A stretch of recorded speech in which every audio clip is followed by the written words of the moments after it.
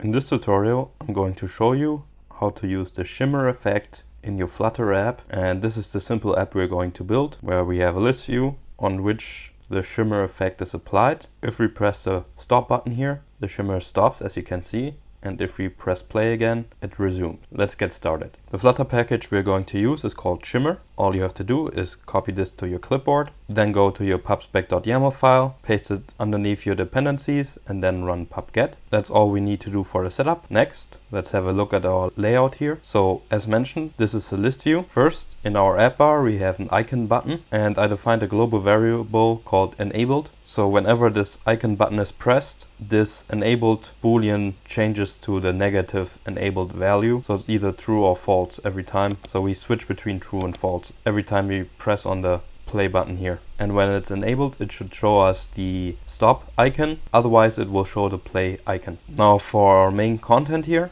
I defined a list view, and I wrap this list view with the Shimmer library. First, of course, you have to import the Shimmer library. Then you can simply say shimmer.fromColors and then the base color. So let's actually change this so that you can see how this will look like. So as you can see here, this is the base color, the red in the background, and the highlight color is this shimmer that's going over here.